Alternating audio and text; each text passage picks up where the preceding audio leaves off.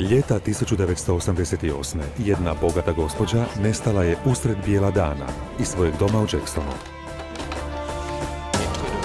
Tajnovita poruka o otkupnini bila je jedini trag koji je ostao nakon njezina nestanka. FBI i mjesna policija mučili su se u potrazi za odgovorima na šifriranu poruku, ne bili pronašli otmičara i oslobodili žrtvu prije nego što bude prekasno.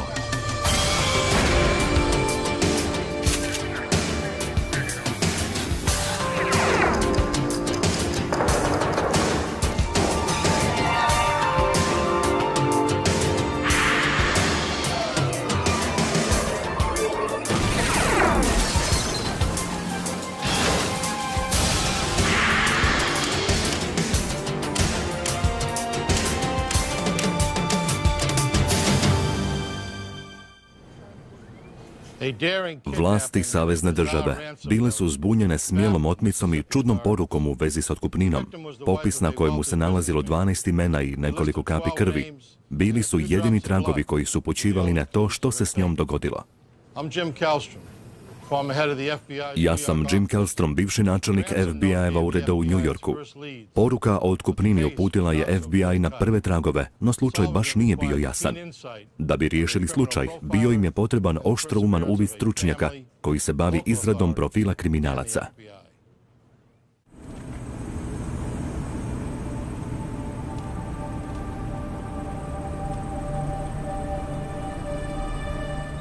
Šest je sati ujutro 26. srpnja 1988.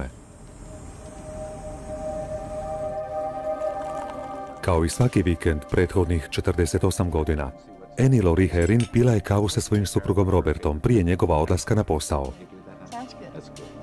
S obzirom na to da su rano investirali u naftu, Herringovi su postali jedan od najbogatijih bračnih parova u Mississippiju. Njihovo je bogatstvo bilo procijenjeno na više od $100 milijuna. Tog je dana Annie Laurie Herring ugostila prijatelje s kojima je kartala bridge.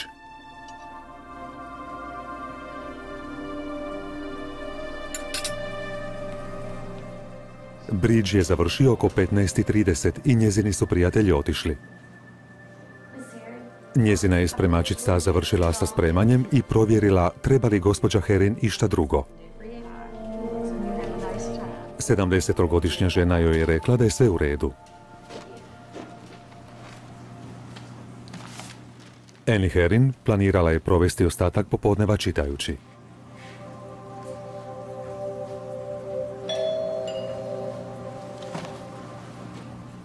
Nikoga nije očekivala, no možda je spremačica ili netko od prijatelja koji su igrali bridge nešto zaboravio.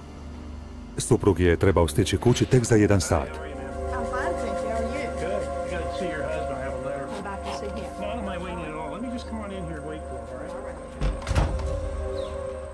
Oko 16:30 Robert Herring vratio se kući s posla.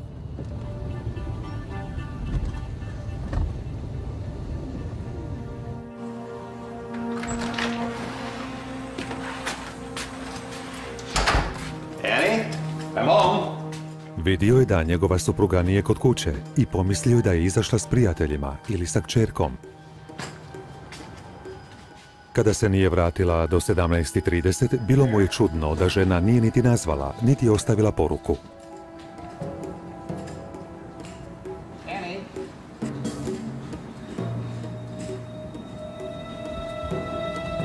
Annie.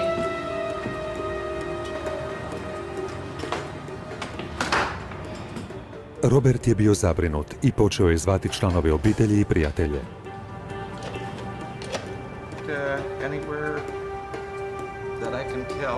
Nitko nije vidio Annie otkako je završila partija bridža. Robertov zet, koji je živio u blizini, rekao je da će odmah doći k njima. Zet je rekao da se ni on, ni njegova supruga taj dan nisu čuli s njom. Robert Herring upozorio je na činjenicu da Annie obično ponese svoju torbicu kada odlazi od kuće.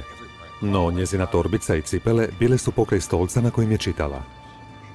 U blizini su bile i njezine novine i naočale.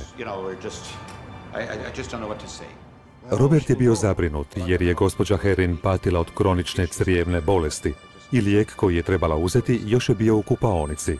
Trebala ga je uzeti uskoro. Njih su dvojica nastavila tražiti neku naznaku kamo je mogla otići. Njezin je zet primijetio komad papira u blizini ulaznih vrata. Bila je to poruka u vezi s otpremninom, no nisu bile navedene nikakve specifične upute. Netko je oteo Annie Lori Herring.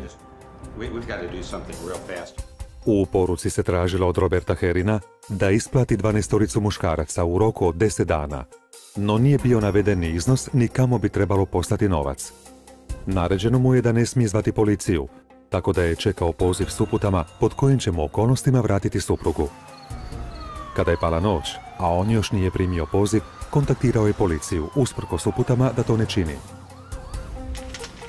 Policajci su spremili tu poruku nadajući se da su očuvani otisci prstiju. Kada su obrađivali kuću tražeći dokaze, policajci su na okviru ulaznih vrata otkrili trag koji je sličio na krv. Laboratorijski su testovi kasnije pokazali da se radilo o krvi i da je ta krvna grupa odgovarala onoj gospođe Herring.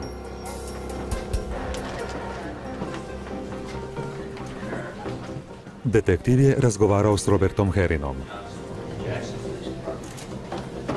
Željeli su doznati je li itko ikada prijetio njemu ili njegovoj supruzi. Nije imao pojma tko bi im želio nauditi. Zdravstveno stanje gospođe Herring postaće kritično ako dugo ne uzme lijek. Otmica je takva vrsta zločina koji se mora brzo riješiti.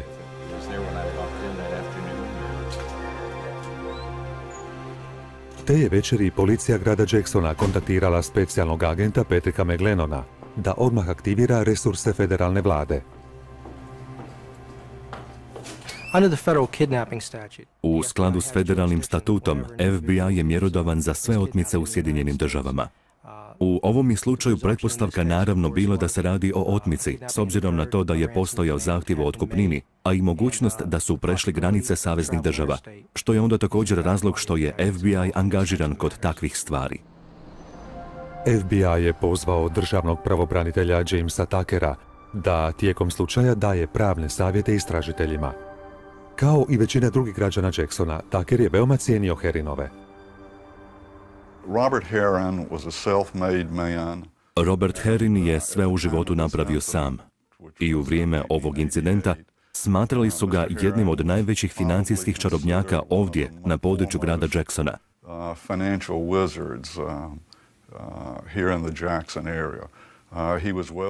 Bio je veoma poznat u poslovnim krugovima. Bio je velikodušan i posebice poznat po svojim velikodušnim postupcima. Sljedećeg jutra FBI-evi agenti i tehničari koji rade na prikupljanju dokaza stigli su u kuću Herrinovih. Detektiv policije grada Jacksona obavijestio je agenta kojemu je dodijeljen taj slučaj o dotadašnjim saznanjima.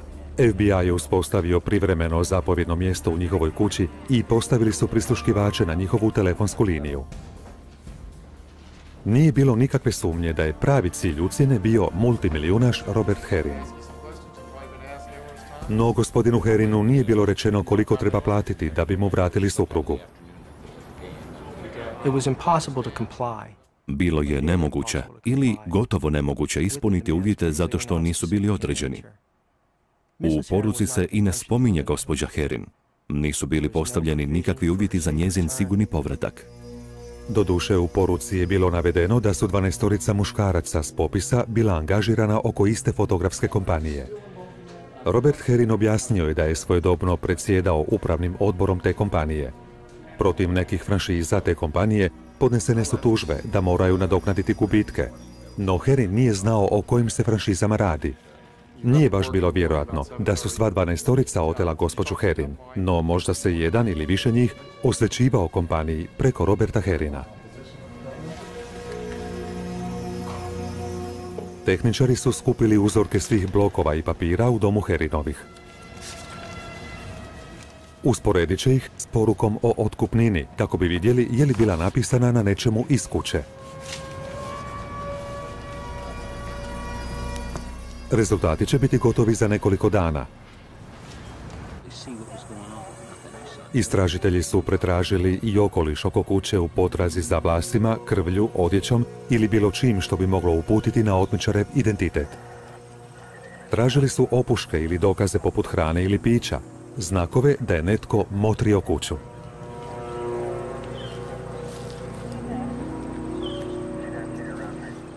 Nisu pronašli ništa. Susjedi i posluga izjavili su da nisu vidjeli ništa čudno u samoj kući prethodno poslijepodne, a isto tako nitko nije vidio gospođu Herin kako napušta kuću. Sljedeći su dan agenti nastavili temeljito pretraživati susjedstvo Herinovih. Razgovarali su s doktorom koji je živio u istoj ulici. Rekao je da je nedavno u susjedstvu vidio nešto što je možda povezano sa otmicom. Prije 2 tjedna krenuo je obaviti neke stvari i automobilom je prošao pokraj kombija koji je bio parkiran blizu njegove kuće. S tog je mjesta osoba u kombiju jasno mogla vidjeti kuću Herinovih. U početku doktor tome nije pridavao pozornost, no kada se nakon nekoliko sati vratio kući, kombi je još bio ondje. Doktor je ponudio pomoć vozaču. Vozač je odgovorio pitanjem, je li zabranjeno parkirati u susjedstvu? To je bio toliko čudan odgovor da je zbog toga doktor zapamtio taj događaj. Rekao je da je kombi otišao nakon nekoliko minuta. Agenti su nastavili temeljito pregledavati susjedstvo Herinovih i pronašli su još jednu susjedu koja je prije 3 mjeseca na ulici vidjela parkirani bijeli kombi. Druga je susjeda vidjela kombi koji je bio sličan onom kombiju koji je opisala prva osoba. Bio je parkiran gotovo točno ispred kuće Herinovih na samom početku mjeseca travnja 1988. Bio joj je toliko sumnjiv da je zapisala broj registarskih oznaka. Kada bi istražitelji mogli pronaći kombi, možda bi mogli pronaći i gospođu Herin. No kompjutorskom provjerom broja tablica otkrili su da su ukradene s nekog automobila. Prošlo je 36 sati istrage bez poziva u vezi s otkupninom. Agenti su se nadali da će laboratorijski nalazi i poruke pružiti novi trag koji bi ih odveo do otmičara gospođe Herin. FBI-evi istražitelji prvo su utvrdili da je ta poruka bila natipkana na papiru koji nije bio iz kuće Herinovih. Zatim su usporedili izgled onoga što je bilo natipkano na svim mogućim uzorcima sa svih pisačih strojeva koji su proizvedeni u ovome stoljeću. Laboranti su uspjeli ustanoviti da je pismo sa zahtjevima bilo natipkano na pisaćem stroju marke Royal, koji je proizveden između 1912. i 1927. godine. Na pismu nije bilo ničega pomoću čega bi nam analitičari mogli reći tko je bio proizvođač toga papira, a nisu postojala niti ikakva udubljenja, niti bilo kakvi drugi dokazi na samom pismu. Ispitivanjem otiska prsta nije se otkrilo ništa, a točkica na pismu za koju se smatralo da je mrlja krvi bila je premalena da bi se mogla analizirati. Iako ništa od dokaza na pismu nije pomoglo agentima, oni su se nadali da će im pomoći sadržaj poruke. U njoj se zahtijevalo da Robert Herin plati 12 muškaraca koji su bili umiješani u rad fotografske kompanije. Možda je otmičar bio jedan od njih. Agenti su doznali da je kompanija zaplijenila i prodala nekretnine sve 12 muškaraca kako bi isplatila velike dugove. Jedan od izvršnih direktora te kompanije ustupio je FBI-u kartone kompanije zajedno s fotografijama tih muškaraca. Jedan je od njih umro, a drugi su bili raseljeni diljem zemlje.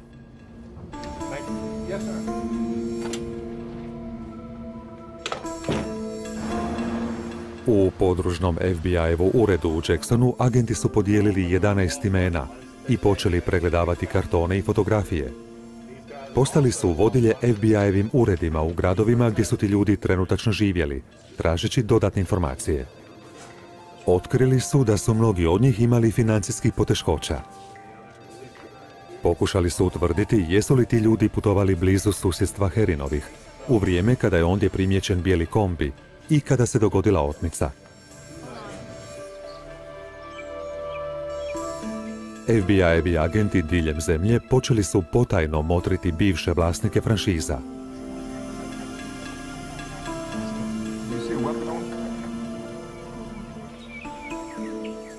Nadali su se da će ih jedan od njih odvesti do bolesne 70-godišnjakinje.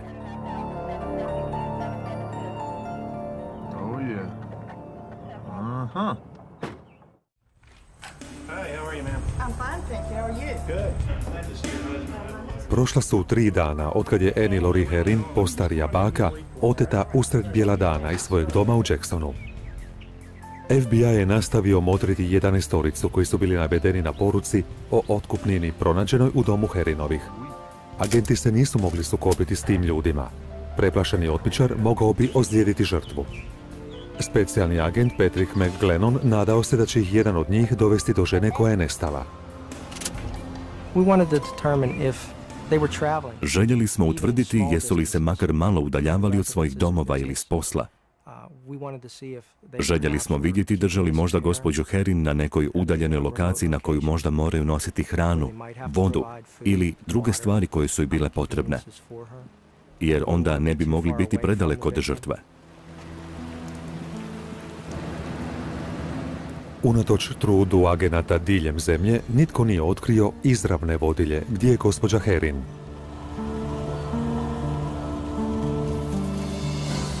No još su oklijevali uspostaviti izravan kontakt s tom 11-oricom jer nisu željeli odati da istražuju slučaj. FBI je razmatrao i mogućnost da je otmičar netko drugi.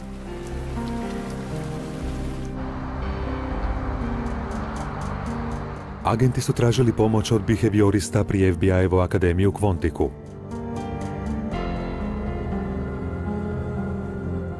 Jedan od stručnjaka razmotrio je dokaze, pogotovo poruku o otkupnini, tražeći naznake o tome kakva je otmičar osoba.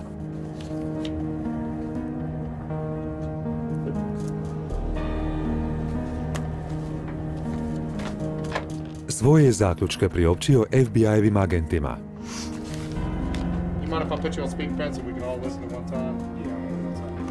U telefonskom je pozivu potvrdio da je otmičar najvjerojatnije jedan od 11-orice osumnjičenih.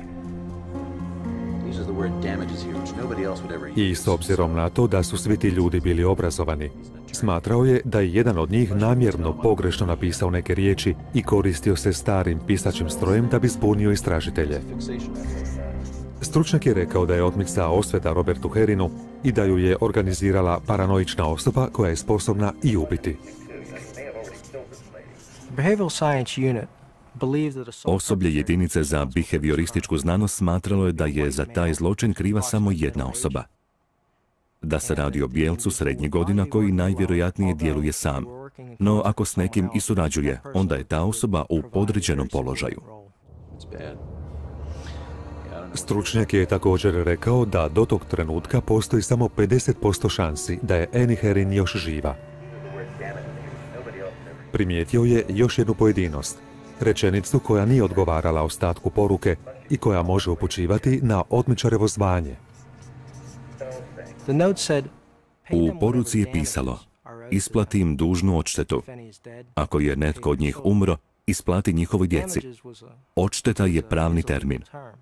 Iz toga se moglo vidjeti da je jedna od osoba koje su bile navedene u toj poruci odvjetnik.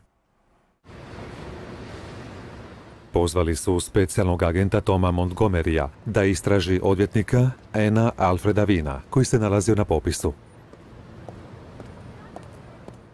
Nakon što su nam dojavili ime Ann Alfred Wein, provjerili smo podatke. Kontaktirali smo i odsjek policije u St. Petersburgu i otkrili smo da nije imao karton na policiji. Napravili smo i vlastite provjere putem računala. Utvrdili smo da se radi o odvjetniku i da je stanovao iznad svojeg ureda. Jedan je agent otišao obaviti razgovor s Weinom u njegovu uredu. Alfred Wein je rekao da nema ništa s otmicom i objasnio gdje je bio 26. srpnja. Bio je u nekom baru s prostitutkom. Rekao je da je te večeri nazvao svojih pomoćnika koji je bio u uredu. Od svojeg je zaposlenika tražio da dođe u bar i posudi mu $100 kako bi mogao otići kući s prostitutkom. Pomoćnik mu je obećao da će odmah doći.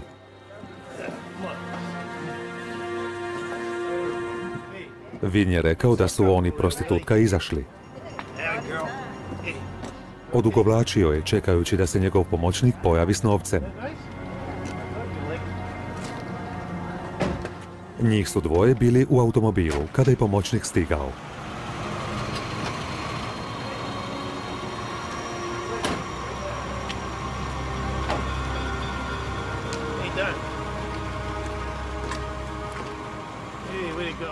Vin je uzeo novac i krenuo dalje s prostitutkom. Rekao je da ne pamti što se dalje događalo te večeri. Nije znao ni ime bara, ni pravo ime prostitutke.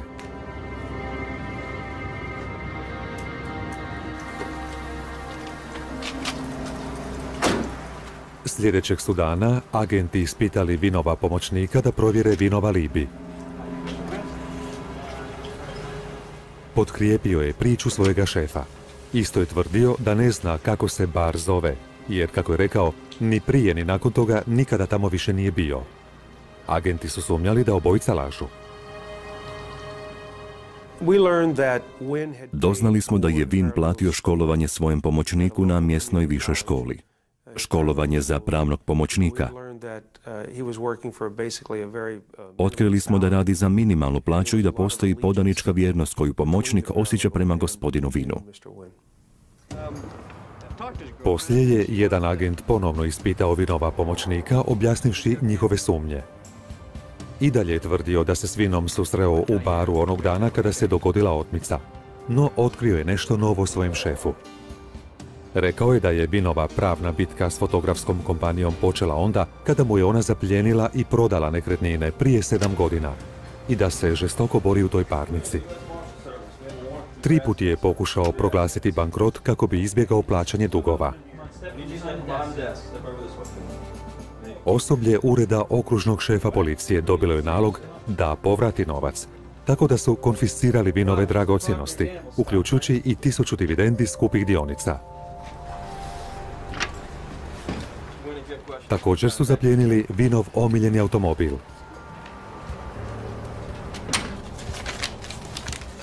Osim toga, stavili su njegov ured na aukciju. 6. srpnja 1988. manje od 3 tjedna prije nego što je gospođa Herring nestala, Vina su obavijestili o saslušanju u vezi s deložacijom. Odbio je napustiti ured. Pomoćnik je rekao da je Vin bio bijesan i bio je uvjeren da je fotografska kompanija uništila njegov život. FBI se pitao je li pomoćnik uključen u otmicu.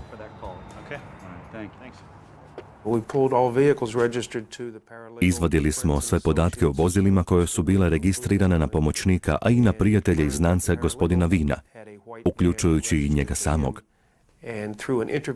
Doznali smo da je pomoćnik imao bijeli kombi i da se Vin nekoliko puta koristio tim vozilom. Činilo se da je to prijelomna točka u slučaju. Identifikacijski broj vozila uputio je na ime prethodnog vlasnika. Jedan je agent otišao razgovarati s tom osobom. To je bila neka žena koja je rekla da je zapravo Alfred Vin, a ne njegov pomoćnik, bio pravi kupac, te da se Vin ponašao čudno. Bio je nepopustljiv i nije želio da njegovo ime bude upisano na dokument o vlasništvu. Zbog toga ta žena nije ispunila rubriku u koju je trebalo upisati vlasnikovo ime. Taj trag obećavao, no onda su agenti doznali da je kombi bio kod mehaničara onog dana kada se dogodila otmica. Nakon više od tjedan dana, FBI i državni pravobranitelj James Tucker uopće nisu napredovali u potrazi.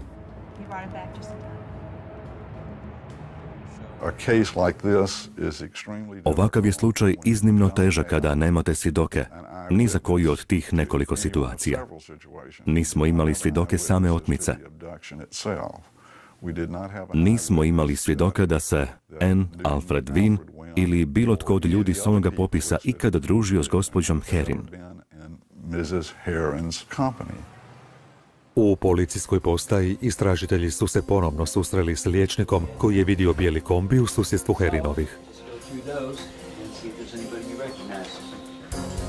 Nadali su se da će uspjeti prepoznati vozača u policijskom nizu fotografija. Susjed je brzo izabrao fotografiju Alfreda Vina.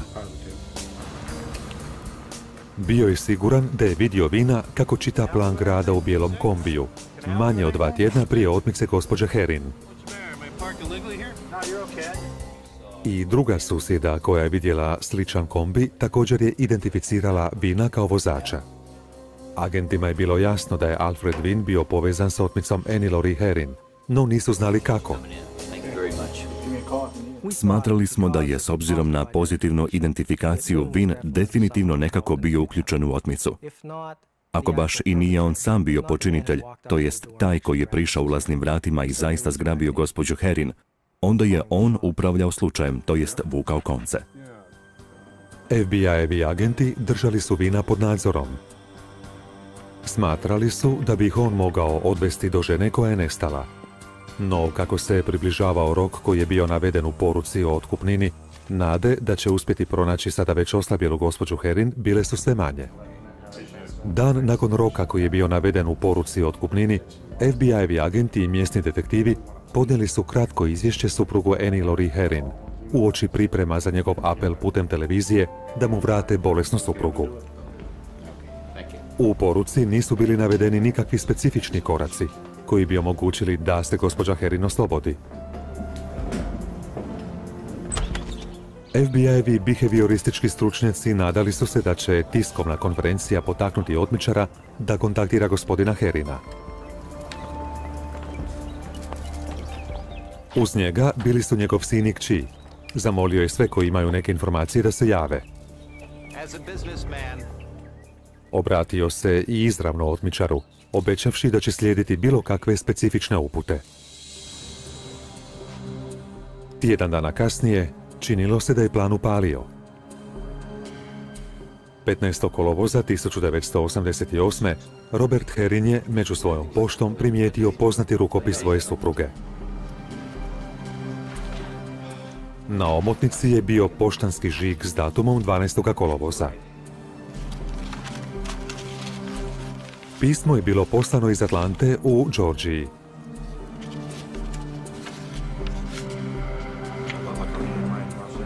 I gospodin Herrin smatrao je da je na pismu rukopis njegove supruge. FBI-evi laboranti poslije su potvrdili da je to uistinu bilo tako.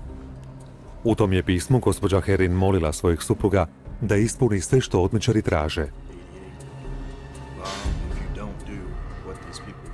Iako u pismu nije bilo nikakvih određenih uputa o tome kako im udovoljiti, specijalnom agentu Patricku McGlennonu to je donijelo nova ohrabrenja.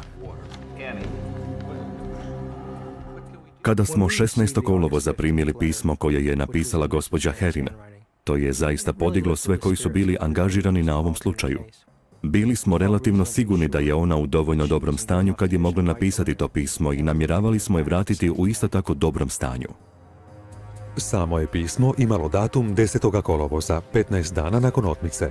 No, nitko nije mogao biti siguran da je gospođa Herrin bila živa toga dana. FBI-ev specijalni agent Tom Montgomery rekao je da nije bilo jasno je li ona sama napisala poruku ili ju je napisala pod prisilom.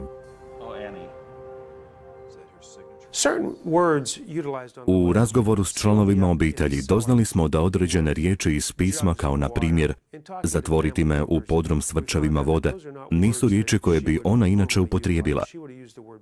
Ona bi rekla suteren i boce vode, tako da smo bili uvjereni da su joj pismo diktirali.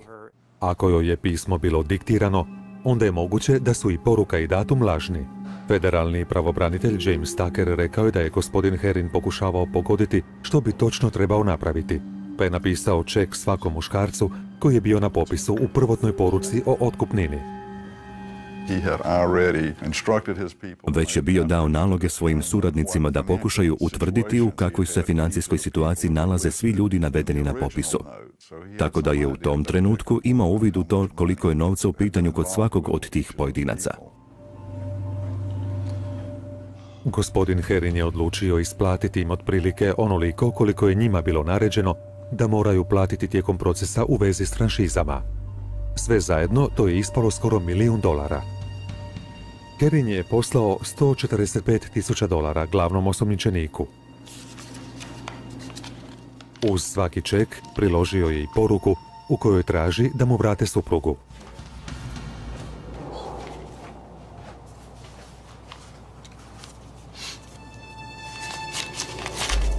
Kasnije su agenti razgovarali s Vinovim pomoćnikom i doznali kako je odvjetnik reagirao na ček gospodina Herina.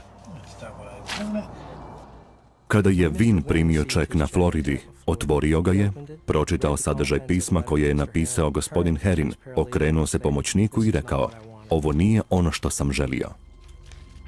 Rekao je pomoćniku da je želio da mu se vrati njegov stari život, da mu vrate njegov konfiscirani automobil, nakit i druge stvari. Vin je poslao ček nazad i priložio poruku koju je napisao kako se nada da će se gospođa Herin uskoro vratiti kući. Agenti su sada smatrali da je Alfred Vin oteo gospođu Herin iz osvete, a ne zbog novčane koristi. A to znači da je manje vjerojatno da će ikada vratiti gospođu Herin živu.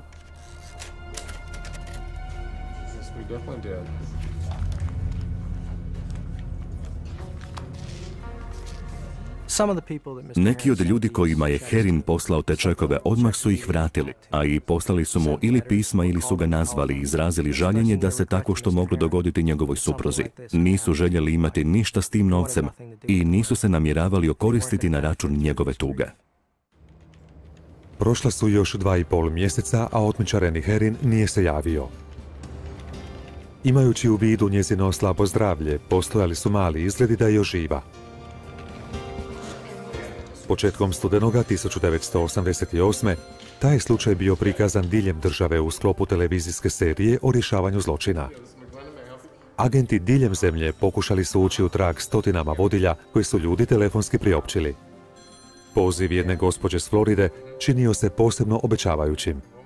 Iako nijedno od imena s poruke o otkupnini nije bilo objavljeno, ona je rekla da ako je Alfred Vin na popisu, onda ona ima važne informacije.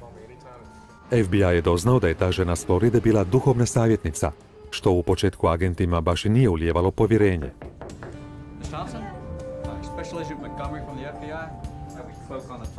No nakon kratkog razgovora shvatili su da uživa ugled među policijom, jer im je i prije često pomagala. Savjetnica je rekla agentima da je prvi put upoznala Alfreda Vina prije 4 godine. 1984. tijekom prvih konsultacija tražio je njezin savjet u vezi s problemima koje je imao s fotografskom kompanijom. Savjetovala mu je da bi svoje probleme trebao riješiti putem sudskog sustava i poduzeti pravne mjere, a on joj je odgovorio da je to već učinio, no da je to neuspješno.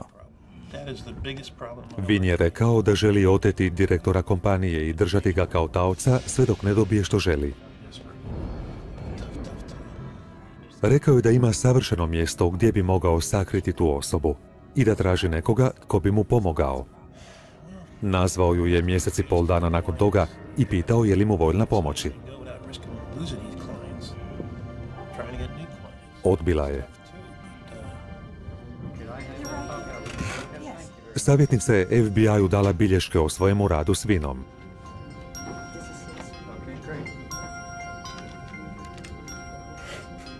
Kada su joj potvrdili da će je štititi, pristala je na suradnju i obećala da će kontaktirati Vina kako bi ugovorila sastanak. FBI-evi tehničari ozvučili su njezin ured i postavili sve iza videozapis. Our plan was to draw Mr. Wynn into a face-to-face meeting.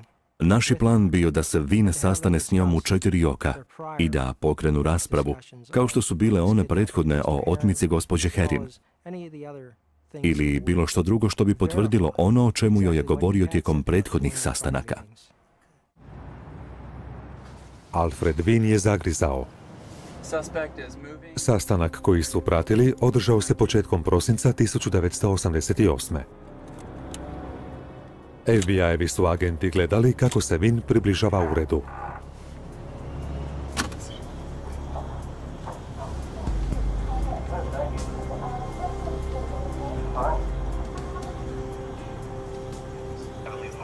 Savjetnica je rekla Vinu da je na televiziji vidjela emisiju o zločinima i pitala ga je li on oteo Annie Herring.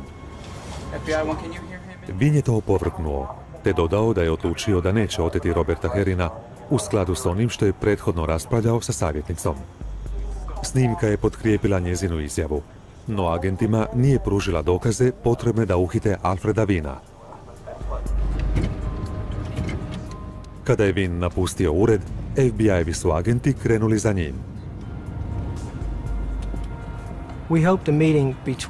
Nadali smo se da će ga sastanak s vidovnjakinjom barem navesti da provjeri lokaciju na kojoj se nalazilo truplo gospođe Herring, ili da će nas dovesti do suurotnika. No, osumnjičeni nije otišao posjetiti mjesto gdje je mogao održati truplo.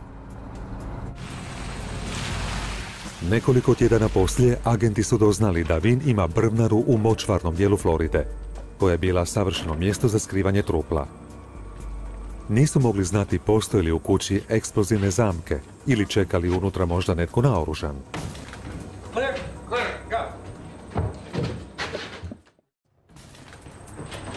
Clear, clear, go. 6 mjeseci nakon što je 73-godišnja Annie Herring oteta u saveznoj državi Mississippi, FBI-evi su se agenti nadali da će je pronaći u udaljenoj brvnari na Floridi, koja je bila u vlasništvu glavnog osumnjičenika Alfreda Vina. U poruci koju je poslao otmičar, prijetio je da će tu stariju ženu zatočiti živu u podrum. No agenti nisu pronašli nikakav podrum.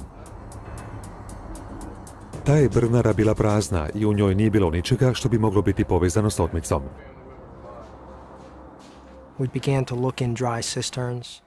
Počeli smo gledati u prazne cisterne za vodu, neka močvarna područja odmah do imanja, ostakljene verande, bilo što se ondje nalazilo. Nismo pronašli ništa što bi upućivalo na prisutnost gospođe Herring. Isto kao što nije bilo nikakvih znakova da je ondje netko boravio duže vrijeme. Annie Herring još se vodila kao nestala osoba i pretpostavljali su da je mrtva. Zatim je krajem srpnja 1989. Alfred Vin želio ispasti hrabar, pa je poreznoj upravi poslao cijeli ladičar, rekavši im neka pronađu problematične financijske dokumente.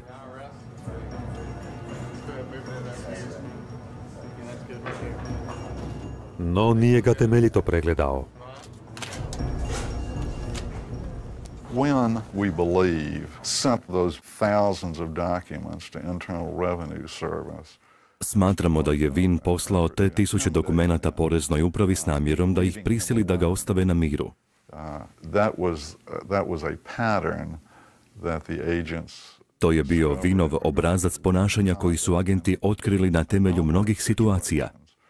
Njegova se arogancija manifestirala tako da je pokušavao biti nadmoćan nad bilo kim s kim bi u tom trenutku imao posla. whoever he was involved with at any particular point. Kada su pronašli pisma koja su imala veze s otmicom i urotom o ubojstvu, agenti porezne uprave nazvali su FBI. U dokumentima je postojao nacrt po kojem su Vin i njegova bivša djevojka planirali oteti i ubiti njezina supruga. Tom Montgomery rekao je da su sličnosti s otmicom Annie Herring bile očite. Spominjali su da bi se za komunikaciju trebali koristiti starim pisaćim strojem, a prva poruka u vezi s otkupninom za Anne Lori Herring bila je natipkana na starinskoj mašini iz 1920-ih. Spominjali su i detaljne zemljovide, zatim nadgledanje područja. Naveli su i da će zločin zapravo obaviti Vin, a da će mu ta žena samo pomagati i priskrbiti ono što mu je potrebno. FBI je ušao u trag bivšoj Vinovoj djevojci. Trebali su je ispitati u vezi s urotom o kojoj se govori u pismima. U početku je tvrdila da o uroti ne zna ništa. No, kada su je podsjetili da je ometanje istrage također zločin, odlučila je surađivati. Rekla je da je urota u vezi s ubojstvom njezina supruga bila Vinova ideja. Kada je shvatila da on to misli ozbiljno, prekinula je vezu s Vinom. Agenti su je pitali je li još s njim u kontaktu. Rekla je da je prije otprilike godinu dana Vin tražio da se sastanu u motelu na Floridi. To je bilo samo nekoliko dana nakon što je Annie Herrin oteta. Wynn se ponašao paranoično. Potiho joj je dodao poruku pitajući je li joj auto ozvučen i je li joj tko slijedio.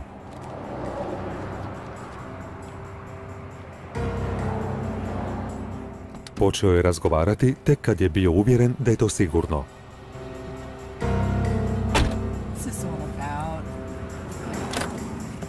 Wynn je od nje tražio da pošalje jedno pismo i ponudio joj da će joj za to platiti $500 i putne troškove. Pristala je tražeći pola iznosa, $250 unaprijed. Predao joj je omotnicu koja je bila zamotana u salvetu od sivoga lana. Zatim joj je dao vrlo precizne upute.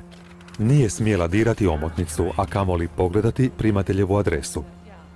Wynn joj je naredio da pismo pošalje iz Atlante, da kupi avionsku kartu pod lažnim imenom i da poleti i sleti u različite zračne luke. Rekao joj je da prije puta promijeni izgled.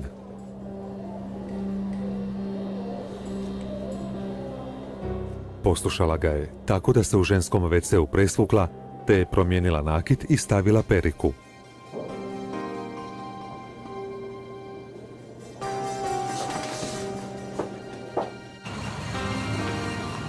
Kada je stigla u Atlantu, trebala je omotnicu poslati točno 11. kolovoza.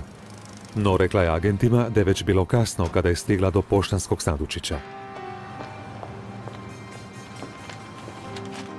U zadnjem trenutku nije mogla odoljeti, a da ne pogleda adresu. Pismo je navodno iz Atlante poslala Annie Lori Herrin, a na pečatu je bio 21. kolovoza. Agenti su joj pokazali i fotografiju omotnice koju je primio Robert Herrin. Odmah je prepoznala rukopis. Radilo se o omotnici koju je ona poslala. Rekla je da je salvetu u kojoj je nosila omotnicu bacila na neku seosku cestu. Ponudila je da ih odvede na to mjesto kada završi posao. Te večeri odvela agente na to područje. Istražitelji su znali da su mali izgledi da pronađu salvetu pokraj ceste nakon više od godinu dana, no svejedno su je otišli potražiti.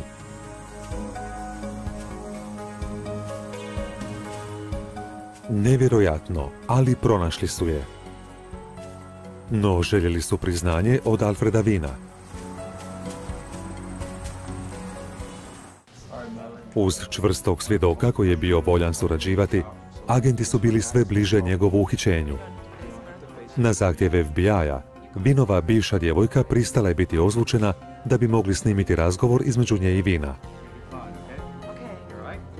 We had hoped Mr. Wynn would discuss Nadali smo se da će Wynn raspravljati o aspektima zločina, what she had accomplished, da će joj reći što je postigao slanjem tog pisma Herrinovima, da će joj zahvaliti što mu je pomogla, da će joj platiti. that he would pay her. Nazvala je Wynna i ugovorila sastanak. Agenti su je uputili kako da od Wynna izmami odgovore u vezi s putovanjem u Atlantu.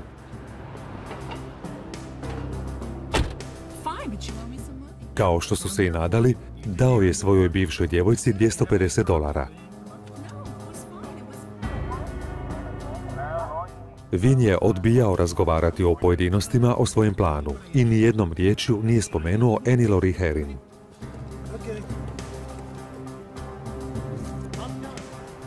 FBI je znao da ga moraju brzo uhititi, jer su bili uvjereni da je umiješan, a bili su već očajni u potrazi za gospođom Herrin. 11. ožujka 1989. FBI je bio spreman uhititi osumnjičenog otmičara Alfreda Wynna. Ugovorili su drugi sastanak s Wynnovom bivšom djevojkom.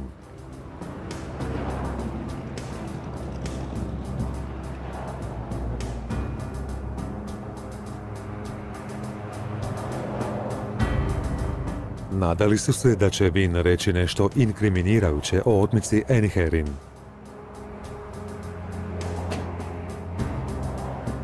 Tom Montgomery podučio je ženu doušnika kako da se ponaša s Wynnom u ovom ključnom drugom sastanku. We'd had instructed her to become more aggressive Dali smo joj upute da tijekom ovog susreta bude agresivnija i da mu u načelu da na znanje da je svjesna da je sudjelovala u kažnjivom činu, da je gledala televiziju i da sada shvaća da pismo koje je poslala zapravo ima veze s otmicom. Da je to možda bila druga poruka u vezi s otkupninom. Nadali su se da će tako od njega izvući nešto čime će se još više inkriminirati.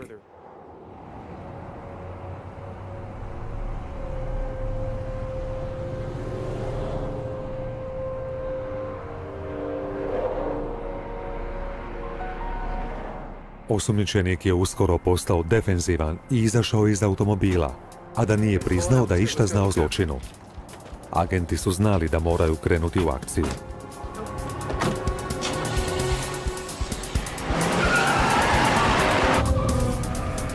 Element iznenađenja od ključne je važnosti za sigurno uhićenje.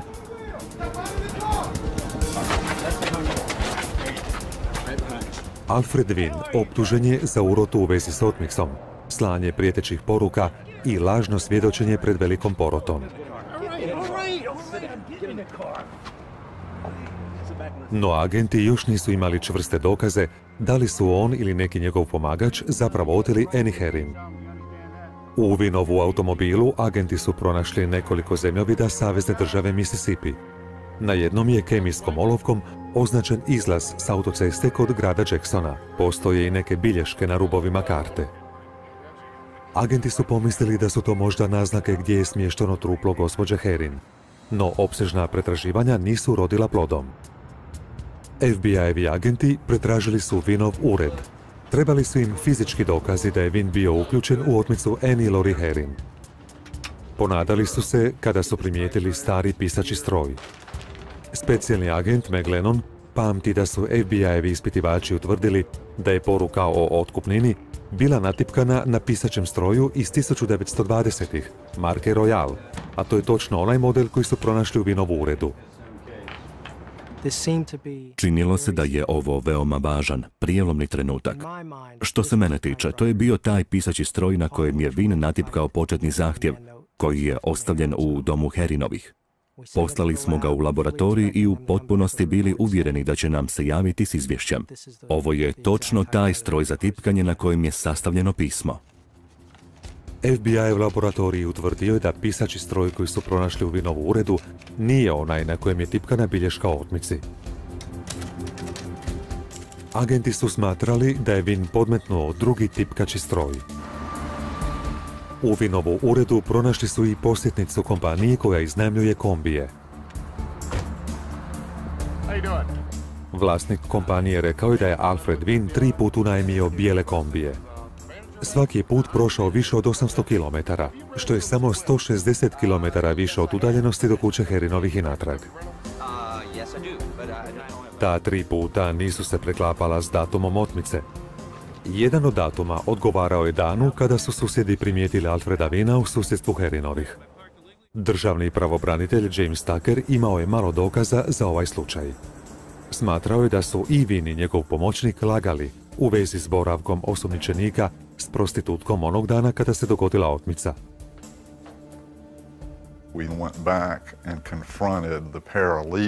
Vratili smo se i ponovno smo suočili pravnog pomoćnika s tim lažnim alibijem. Agenti i ja s njim smo iskreno porazgovarali.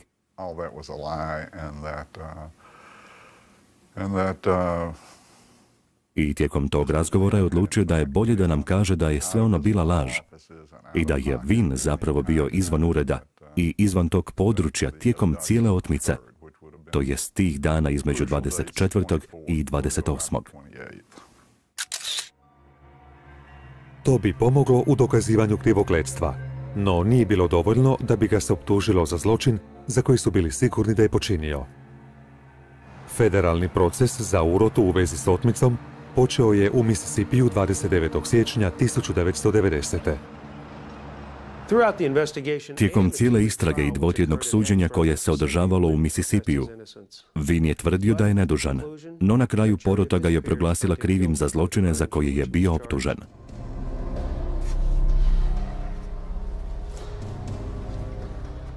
N. Alfred Wynn dobio je 19 godina i 7 mjeseci kazne za urotu u vezi s otmicom. Ne može dobiti pomilovanje, We have never to this day... Do dana današnjeg nismo nikada riješili gdje je gospođa Herin, a obitelj zaslužuje takvu informaciju. Što se ovog ureda tiče, to još vodimo kao otvoreni slučaj i tako ćemo i nastaviti, sve dok jednog dana netko ne istupi i pomogne nam locirati gospođu Herin. Njezina obitelj to zaslužuje. Robert Herin umro je od infarkta 28. studenog 1990. U svibnju 1991. gospođa Annie Lori Herin proglašena je mrtvom, kako bi se mogla provesti ostavinska rasprava. Obitelj Herin i dalje se nada da će jednog dana doznati što se dogodilo njihovoj mami, da im konačno mogu zacijeljeti rane i da je mogu staviti na vječni počinak.